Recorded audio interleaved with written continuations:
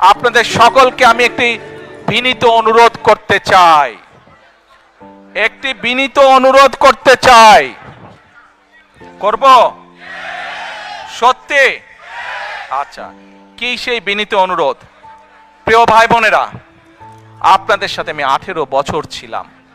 বিভিন্ন সময়ে বিভিন্ন অনুষ্ঠানে অনেক মানুষের সাথে দেখা হয়েছে। আপনাদের সাথে বহু স্মৃতি আমার রয়ে গিয়েছে। আপনাদের সাথে বহু দুঃখ কষ্ট আমি শেয়ার করেছি।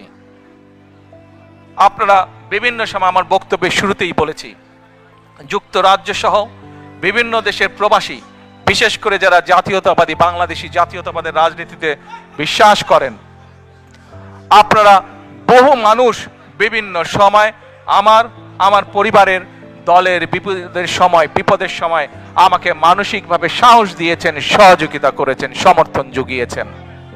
আজকে বিশেষ করে লন্ডনে যারা আছেন, বিশেষ করে তোমরা যারা ইয়াং আছো, ছবি তোলার জন্য পাগল হয়ে যাচ্ছ, প্রত্যেকের কাছে আমার একটি অনুরোধ, 25 তারিখে ইনশাআল্লাহ আপনাদের দয়া আল্লাহর রহমতে আমি দেশে ফিরে যাব।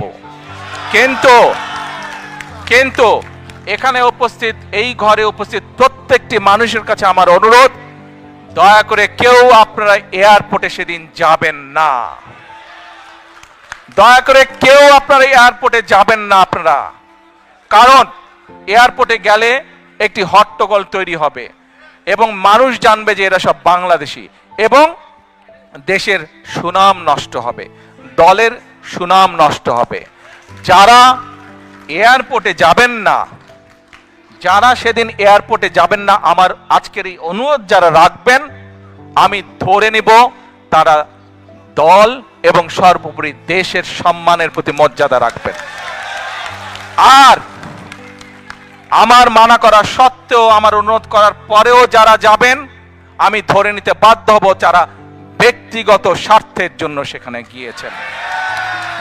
প্রিয় ভাই বোনেরা, সকলের কাছে দোয়া চেয়ে যাচ্ছি, আপনারা দয়া করে দোয়া করবেন, দেশনেত্রী খালেদা জিয়ার জন্য দোয়া করবেন।